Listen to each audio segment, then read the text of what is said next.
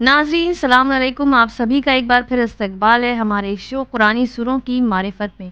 इमाम जाफ़र सादिक अलैहिस्सलाम से एक हदीस मिलती है कि और जान लो कि अल्लाह सुब्हानहू व तआला ने कुरान में हर चीज़ को रखा है कि जिसके बंदे मोहताज हैं और किसी भी चीज़ को नहीं छोड़ा।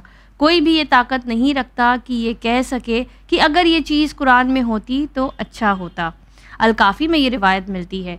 वैसे आपको एक बात बता दें, बहुत से लोग हैं जो अक्सर कहते हैं कुरान में कहाँ लिखा है मौला अली का नाम, कुरान में ये कहाँ लिखा है, कुरान में वो कहाँ लिखा है, कुरान से आज़ादारी कहाँ साबित है। तो आपको बता दें, कुरान जो है ये एक टीचर्स बुक है जिसे हम जैसे आम लोग पढ़कर नहीं समझ सकते हैं। उसके लिए भेजा गया है आइम्मा अलैहिस्सलाम को। रसूल खुदा सल्लल्लाहु अलैहि वसल्लम ने हमें इसके बारे में बताया है। जिस तरह कुरान में नमाज़ें 3 रकत नहीं हैं कि मगरिब 3 हो, इशा 4 हो, वैसी बहुत सारी चीज़ें कुरान में डिटेल नहीं है। लेकिन आप लोगों को जो एक सरसरी तौर पर जो कहा जाता है, पूरा जीने का कोड ऑफ कंडक्ट कुरान में बता दिया गया है और डिटेल्स प्रोवाइड की हैं हमारे नबी रसूल खुदा सल्लल्लाहु अलैहि वसल्लम ने। तो आइए आज जानेंगे सूरह सबा के बारे में। एक बार फिर इसमें हमारी रहनुमाई कर रहे हैं मौलाना कमाल अहमद ख़ान साहब।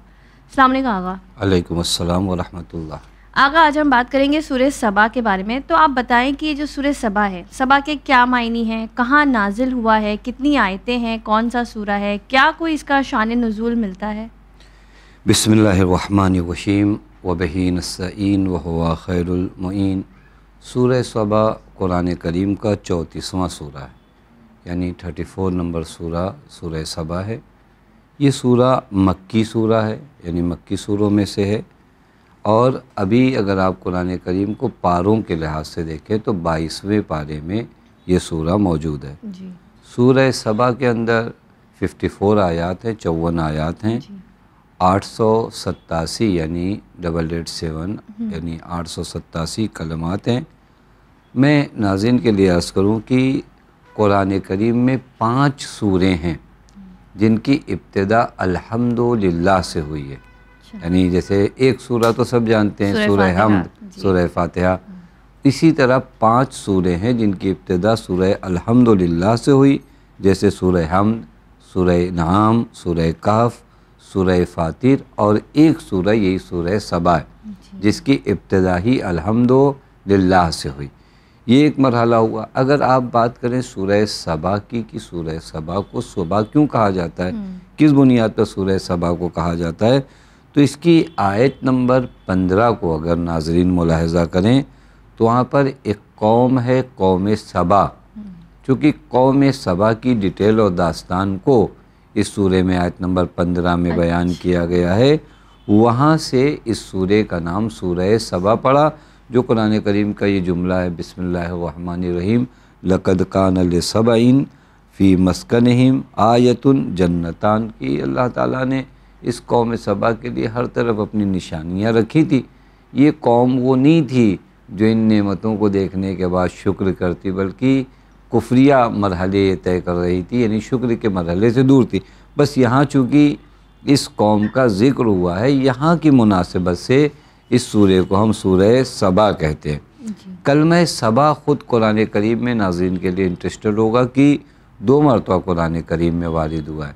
एक ख़ुद सूरह नमल में वारिद हुआ है, एक यही सूरह सबा में जहाँ पर हमने अर्ज़ किया। इस सूरे को बाज़ जगहों पर सूरह दाऊद भी कहा जाता है। यानी अगर आप सूरह सबा को देखें तो सूरह सबा का एक दूसरा नाम सूरह दाऊद है, उसकी भी अपनी मुनासिबत है। क्योंकि इस सूरे की आयत नंबर 10 और 11 में अगर आप मुलाहज़ा करें तो उन मोजज़ात का ज़िक्र हुआ है जो अल्लाह ताला ने जनाब दाऊद को अता किया था और दिया था। बस अगर ये सूरे की इस उन्वान से अगर आप शान नुज़ूल कहें तो फ़िज़ाए नुज़ूल, यानी गोया किन हालात में ये सूरा पैगम्बर अकरम सल्लल्लाहु अलैहि वसल्लम पर नाजिल हुआ, तो मिलता है कि अगर आप इस सूरे की ख़ुद अंदाज़ को, सूरे के कुरान करीम के जो आयात हैं उनके लहन बाज़ औक़ात ख़ुद बताते हैं कि किस जगह पर। मसलन अगर आप गौर करें लहन में नाज़रीन को अगर समझाना चाहूँ, देखो कुरान करीम को या अय्युहर रसूल बल्लिग़ मा उन्ज़िला इलैका मिन रब्बिक, ए रसूल इस पैगाम को पहुँचा दीजिए अगर आपने नहीं। ये लहन सूरा, ये लहन आयत कहलाती है कि यही से पता चल जाता है कि एक बहुत इम्पॉर्टेंट और एक बहुत अहम बात कही जा रही है। इस सूरे के भी लहन को अगर इंसान मुलाहज़ा करे تو سمجھ سکتا ہے کہ یہ سورہ پیغمبر کی بعثت اور نبوت کی شدت سے انکار جب لوگ کر رہے تھے تو اس وقت یہ سورہ نازل ہوا. یعنی دشمنان دین پوری طرح اسلام کے خلاف اپنی تمام طاقت کو جھونکے ہوئے تھے اور چاہ رہے تھے کہ دین نہ پھیلے. اس وقت یہ سورہ نازل ہوتا ہے اور ڈٹ کر ان لوگوں کا کیا ہے مقابلہ کرتا ہے. آغا اگر بات کریں کہ اس کو پڑھنے کے سورہ کے جو ہے کیا فوائد حاصل ہوتے ہیں دنیا میں، اگر خاص کر دیکھا جائے تو یہ سورہ میں کس طرح فائدہ پہنچاتا ہے، اس کی کچھ حدیثیں کچھ روایتیں بیان کریں. ایک بہت ہی اہم روایت جو امام جعفر صادق علیہ الصلوۃ والسلام سے اس مقام پر وارد ہوئی ہے کہ دنیاوی فائدے کیا ہیں اس سورہ کے، تو روایت میں کہ من قرأ الحمدین جمیعاً حمد صبا و حمد فاتر. عرض کیا ابھی ناظرین کی خدمت میں کہ کچھ سورے جو ہیں الحمدللہ سے شروع ہوئے، ان میں سے ایک سورہ صبا ہے، ایک سورہ فاتر ہے. مولا فرماتے ہیں اگر یہ دو سورے سورہ فاتر اور سورہ صبا یہ دونوں پڑھے جائیں، من قرأہما فی لیلۃ واحدہ لم یزل فی لیلتہ فی حفظ اللہ و قلاتہ. اگر کوئی رات میں ان دو سوروں کو پڑھتا ہے تو رات میں تمام خطرات سے محفوظ ہے. یعنی اگر رات میں کوئی سورے کو پڑھتا ہے جتنے بھی خطرات اس طرح کے ہوتے ہیں ان سب سے محفوظ ہے. ومن قرأہما فی نہارہ لم یصبہ فی نہارہ مکروہ. اسی طرح اگر کوئی دن میں پڑھتا ہے تو دن میں آنے والی جو آفتیں ان سے یہ محفوظ ہے. بہت سے اوقات ہوتا ہے کہ آدمی کو خطرات چاروں طرف سے گھیرے ہوئے ہوتے ہیں، وہاں پر اس سورے کو اگر کوئی پڑھتا ہے دن و رات میں تو محفوظ ہے. تو ان دونوں کو ساتھ میں پڑھنا ہے یا الگ الگ؟ ان سوروں کو دونوں کو ساتھ میں پڑھنا ہے. یہاں پر جو روایت میں وارد ہوا ہے ان دو صورتوں کو ساتھ میں پڑھنا ہے. پھر روایت میں ہے کہ وَأُوتِيَ مِنْ خَيْرِ الدُّنْيَا، اور اس سورے کو پڑھنے والے کو دنیا کی سب سے اچھی نیکی دی جائے گی.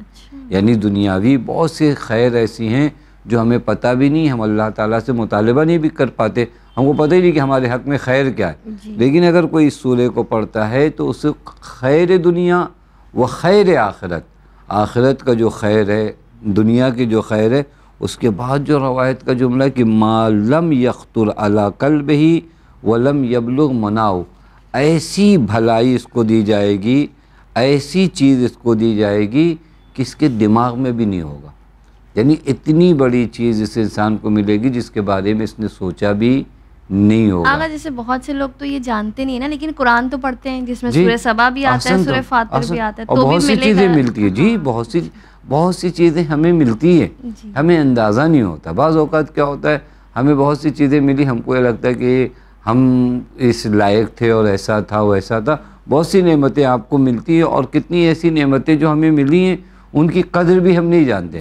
میں ایک مثلا اولاد یا اس طرح ماں باپ یا اس طرح اچھا شوہر، یہ ہزاروں نعمتیں جو ہم کو ملتی ہیں ہم ان کی قدر بھی نہیں جانتے.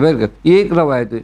ایک روایت رسول اکرم صلی اللہ علیہ وسلم سے ہے کہ پیغمبر فرماتے ہیں من کتبہ وعلقہ علیہ لا یقربہ دابہ ولا حوام.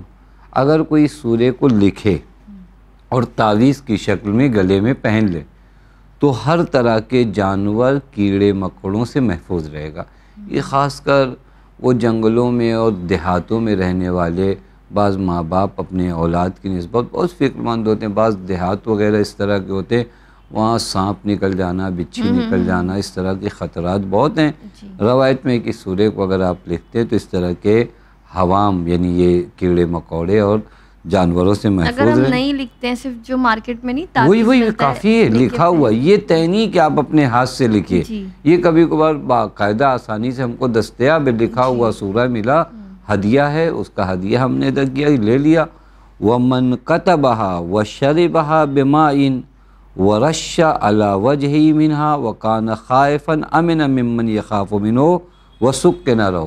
پھر ارشاد فرماتے ہیں نبی اکرم کہ اگر کوئی اسے لکھے، لکھ کر پی جائے، یعنی پانی میں رکھ کر اس کو پی جائے یا اپنے چہرے پہ لگا لے، تو پیغمبر فرماتے ہیں کہ وہ جن چیزوں سے ڈر رہا تھا اس چیزوں سے محفوظ ہو جائے گا. کبھی کبھار ہوتا ہے ہم کو فلاں چیز کا ڈر ہے، فلاں چیز کا خوف ہے، فلاں چیز ہم کو لگ نہ جائے، فلاں خطرہ ہم تک پہنچ نہ جائے. اگر اس سورے کو کوئی اپنے ساتھ رکھتا ہے، اسے لکھ کر پی جاتا ہے یا اپنے چہرے پر اس پانی کو مل دیتا ہے، تو ایسی صورت میں یہ ان خطرات سے جس کا اپنی نسبت یہ سوچ رہا تھا وہ خطرہ مجھ پر آ نہ پڑے، ان خطرات سے محفوظ ہے، اور روایت کا جملہ سکھ کے نہ رہو، اس کی زندگی میں کافی سکون و اطمینان آ جائے۔ انشاءاللہ۔ آغا یہ بتائیں کہ مرنے کے بعد آخرت میں یہ سورہ ہمارے لیے کس طرح مددگار ثابت ہوگا؟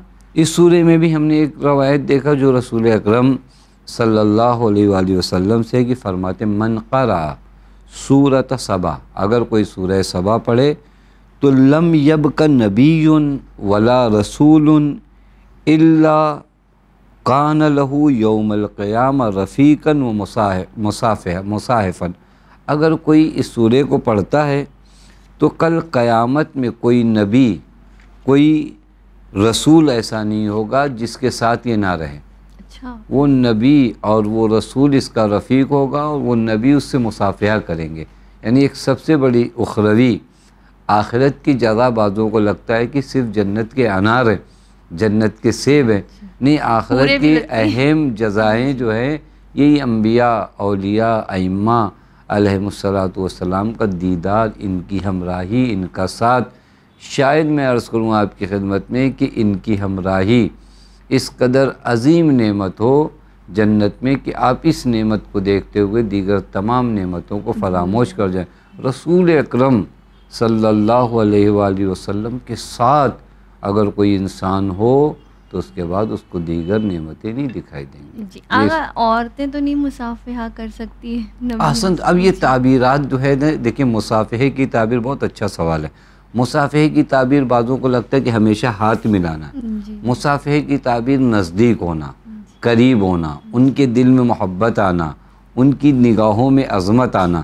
چونکہ اگر بیعت کے بھی معاملے کو دیکھیں تو بیعت کا بھی ایک الگ سسٹم تھا، جو نبی اکرم نے غدیر میں بیعت لیا تھا کہ ایک ظرف میں پانی رکھا تھا، تو یہ مصافحہ بھی در حقیقت اس قربت کو بیان کرتا ہے۔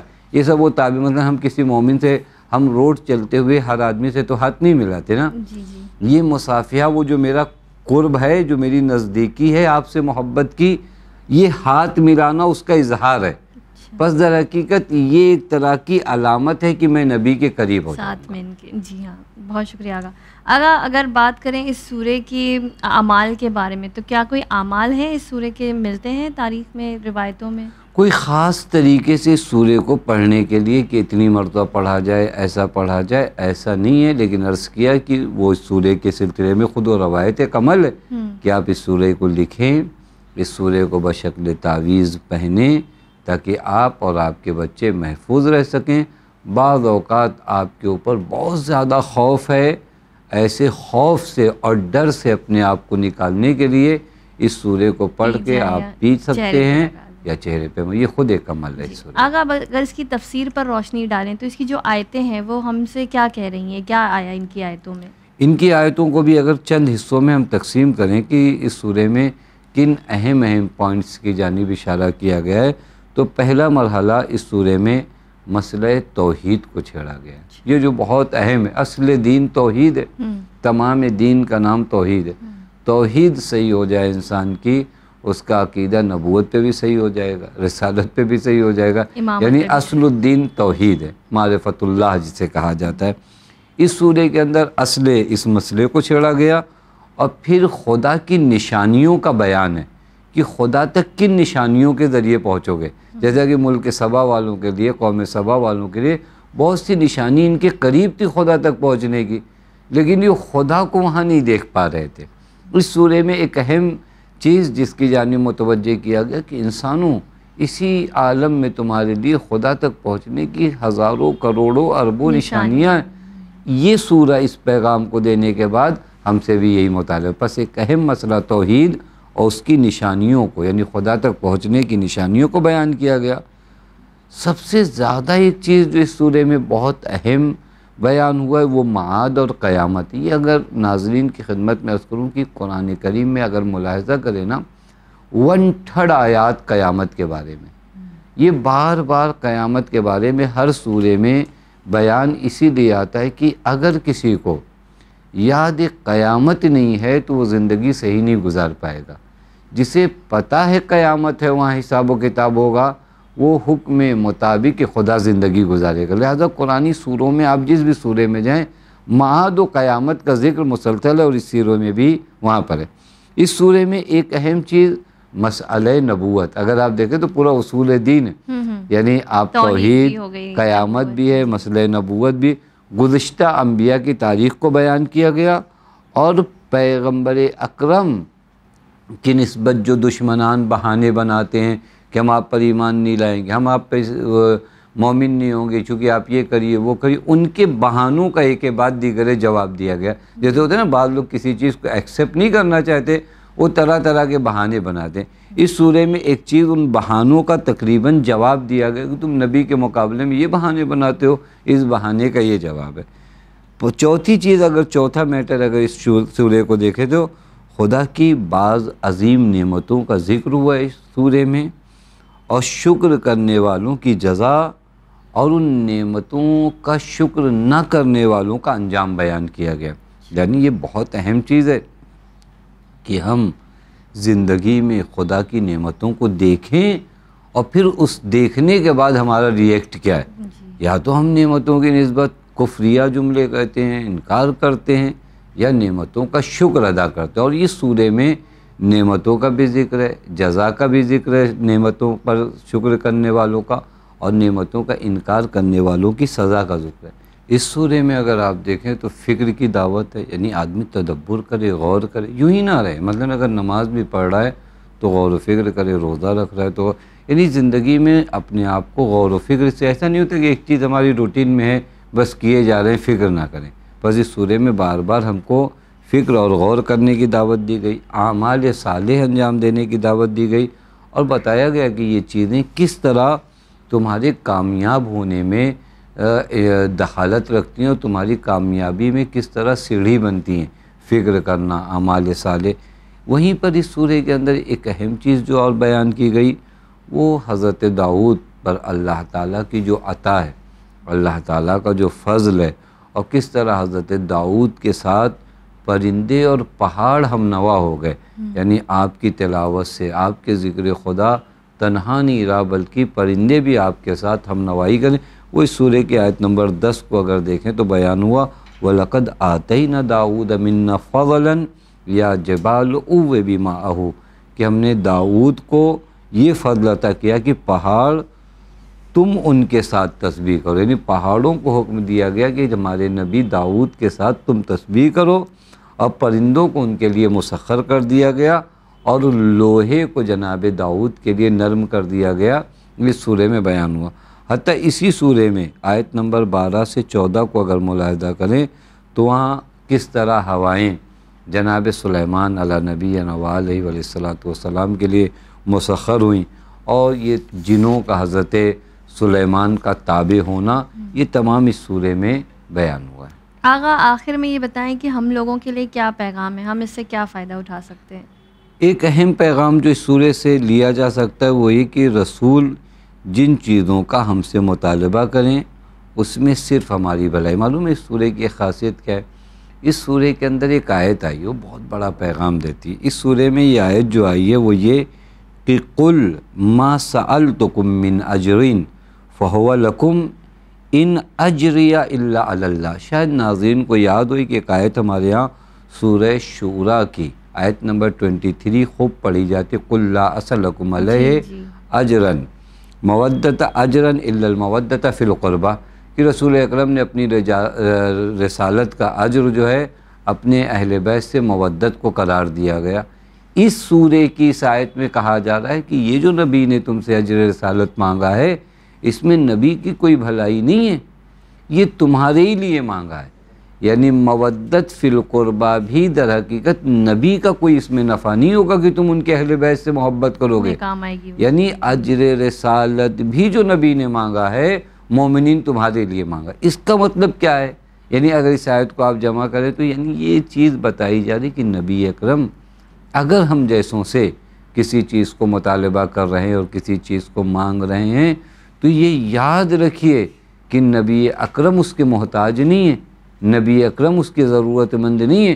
نبی اکرم اگر آج کہہ رہے ہیں سچ بولو تو سچ بولنے میں نبی کا کیا فائدہ ہے؟ نبی اکرم کہہ رہے ہیں کہ اگر خیانت نہ کرو تو تمہاری خیانت سے نبی کا کیا نبی اکرم تمہاری بھلائی کے لیے تم سے مطالبہ کرتے ہیں۔ یہ بہت بڑا پیغام ہے۔ شاید اگر جیسے بچے ہوتے ہیں نا، بعض اوقات نہیں سمجھ پاتے، جب ان سے ماں باپ کہتے ہیں بیٹا پڑھو یہ کرو، ان کو لگتا ہے یہ ماں کو ہم پڑھ کے دے دیں گے، یہ کسی کو کوئی پڑھ کر نہیں دیتا ہے، یہ اگر آپ کو کام آتا ہے۔ یہاں پر بھی نبی اکرم جو تم سے طلب کر رہے ہیں اجر رسالت، وہ اجر رسالت اس آیہ کریمہ میں ہے کہ در حقیقت تمہارے نفع میں، نبی کو نفع نہیں ہونے والا۔ یہ ایک اہم پیغام ہے، شاید اس پر اگر ہم لوگوں کو یقین ہو جائے تو ہم دین کو اور اچھی طرح فالو کریں کہ دین کا ہر حکم، ہماری نماز، ہمارا روزہ، حج، زکوٰۃ، یہ نہ خدا کو فائدہ پہنچاتا ہے نہ رسول کو فائدہ پہنچاتا ہے، یہ پلٹ کر ہمیں آتا ہے۔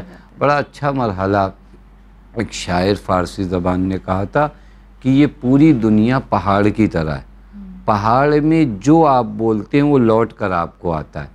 پہاڑ میں اگر آپ دیکھیں، پہاڑ میں اگر آپ اپنا نام 3 مرتبہ لیجئے تو وہی نام واپس آتا ہے۔ پہاڑ میں اگر آپ صلوات پڑھیں گے تو صلوات ہی ٹکرا کے آئے گی۔ پہاڑ میں اگر آپ فحش کلمے کہیں گے تو صلوات میں نہیں بدلے گی، وہی فحش کلمے آئیں گے، لہٰذا وہ سارے ریفلیکٹس میرے اوپر ہیں۔ دوسرا پیغام جو اس سورہ کا ہے وہ ایمان و عمل صالح، اس سورہ میں بتائی یہ 2 چیزیں ہیں جو انسان کو مستحق کے جزا قرار دیتی ہیں۔ یعنی ہم و آپ جو انتظار کر رہے ہیں کہ کل قیامت میں جزائے خیر ملے، اس سورہ میں بیان کیا جا رہا ہے آیت نمبر 4 میں، لِيَجْزِيَ الَّذِينَ آمَنُوا وَعَمِلُوا الصَّالِحَاتِ أُولَٰئِكَ لَهُم مَغْفِرَۃ۔ ایک تو مومن ہو، دوسرا عمل صالح انجام دیتا ہو۔ بس ہم عقیدہ بھی صحیح رکھیں، عمل بھی صحیح رکھیں، یہ نہیں کہیں کہ نہیں عمل کی کوئی ضرورت نہیں ہے یا عقیدہ درست ہے کافی ہے۔ اس سورہ کا اہم پیغام یہ ہے کہ اگر تمہارا عقیدہ درست ہے تو تمہارا عمل بھی درست ہوگا، اور عقیدہ عمل مل کر تمہارے لیے نجات کا باعث ہوگا۔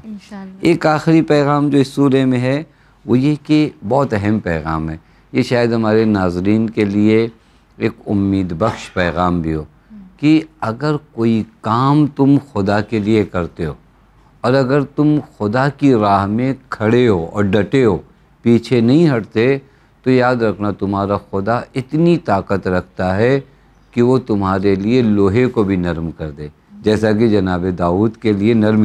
یہ کہانیاں تو نہیں تھی کہ ہم کو بتایا جا رہا تھا کہ جناب داؤد کے لیے ہم نے لوہا نرم کر دیا، یہ در حقیقت ہمیں بتایا جا رہا ہے کہ اگر تم نے بھی داؤد کی طرح اخلاص اور ہماری راہ پر ثابت قدم رہے تو دنیا کی بہت سی بڑی بڑی مشکلیں، لوہا تو کسی کے لیے موم نہیں بنتا، لیکن اگر خدا چاہ جائے تو لوہا بھی موم بنتا ہے، خدا چاہ جائے تو پانی میں بھی راستہ بنتا ہے، خدا چاہ جائے تو یوسف کے لیے بند دروازے بھی کھلتے ہیں۔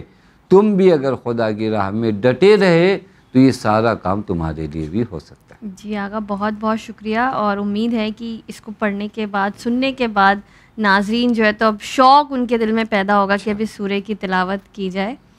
ناظرین، آج ایک بہت زیادہ زیادتی جو قرآن کے ساتھ ہوئی ہے وہ یہ ہے کہ ہم نے قرآن کے فائدوں کو صرف یہاں تک محدود کر دیا ہے کہ اس کی ہوا لے لیں اور اس کے نیچے سے گزر جائیں، یا پھر اگر کبھی قسم کھانی ہے، کسی کو سچا جھوٹا ثابت کرنا ہے تو قرآن کو اٹھا لیں۔ لیکن یہ بہت ہی افسوس کی بات ہے، جب کہ قرآن اپنے آپ میں ایک سمندر ہے اور اس میں اتنی ساری چیزیں ہیں جو ہم جتنا اس میں ڈوبتے چلے جائیں گے اتنے ہمیں قیمتی جو چیزیں ہیں وہ ملتی چلی جائیں گی۔